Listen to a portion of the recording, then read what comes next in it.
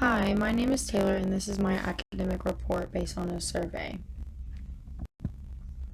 To start the process, a research topic needs to be developed. In class, we were able to narrow down the topic by taking a survey as a class. The survey included about 5 different topics that we could choose from, and we each individually chose our favorite one that we would like to research more on. Once our main topic was chosen as a class, we were each shown an article to help us develop a more specific topic and learn how to ask questions for our survey. The pictures on this slide are of the article we were given. The article goes into depth about what the best ways to develop questions are and what kinds of questions should be used. The article also explains how to come up with smart answer choices for the questions. These are the pictures of the rest of the article showing some tips and tricks to creating a good survey with examples. The next step in the process is choosing the questions for the survey. Once the more specific topic is determined, some research should be done. Research is very helpful to get a better understanding of the topic, which then would allow you to figure out what your goal of the survey is. After some background research is done and you know how to develop good survey questions, you can then create some of your own questions.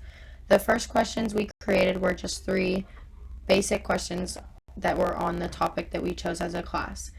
Each question needed to have at least 5 answer choices and a sentence or 2 explaining the goal or main idea of what our question was asking. After creating 3 questions on your own, finalizing the questions you will actually use in your survey is next. A total of 8 questions is needed in order to receive a decent amount of information back from the survey. To choose the 8 questions for your survey, all of the 3 questions each classmate created were put into a large document that was checked by the teacher. For that document, everyone chose whichever 8 questions with the answer choices that best fit their specific topic as an individual. After organizing your questions for the survey, the next step is putting it all together and making the survey itself. This will consist of the top 8 questions you chose from the class document that are based on your specific topic. There will be an online survey and also a paper survey. In this picture to the right, you can see all 8 of the questions I used along with my answer choices. The online survey allows you to type in all the information needed for the survey. The website you will use is called surveymonkey.com. On this website, it takes you through all of the necessary steps to create a survey. At the end of the survey, you are able to choose how you want to send it out to recipients. For this project, we used a link to share ours. Once you have a link created, you can then send out this via email or text message or any other form of online communication that you want.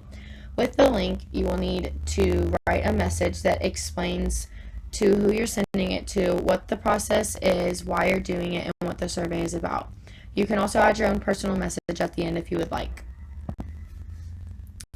The paper survey will be set up the same way as the online survey. All 8 questions will be present and you can develop this on a Word document.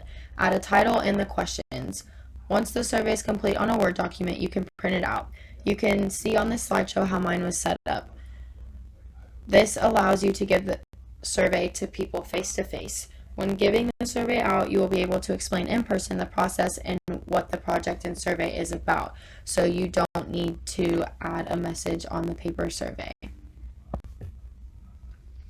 Once all the results are collected, the next step is to organize all the information that you gathered. This can be done on an Excel spreadsheet. On Excel, we made a table for each individual question that combined the online and paper surveys together. In the table, you can add formulas to allow the computer to calculate the percentages per answer choice. After all the percentages are found, you can then make a pie chart on Excel to visually show what the data is explaining. In the picture on the right, you can see my questions for 1 and 2 with the table and with and without the formulas. You can also see the pie charts for each question with the percentages. This slide shows the rest of my tables and pie charts for each question. You can see for each I developed formulas to calculate the percentages for every answer choice, then I put them all into their own individual pie charts. Once all of these steps are done, the report paper is the final task. In this report, you will use all of your previous research along with the data you gathered to explain how the process worked. You will need to pick your top 5 questions that you gathered, the best information and or the best 5 that worked with your specific topic choice. You will then explain the numbers for those 5 questions gathered and give your specific findings. This slide shows the area of my paper where I am explaining the 5 questions I chose. You can see I added some pie charts to show the numbers I received in the process from the Excel spreadsheet. These 2 pictures show the final paragraphs of my report. I explained the last question of my top 5 questions, and I added a conclusion at the end. For this presentation, I chose my ethnic design from an African culture. On the right side of this slide, you can see the full design I pulled from. Then the picture on the bottom left was the specific design that I narrowed it down to. Thank you.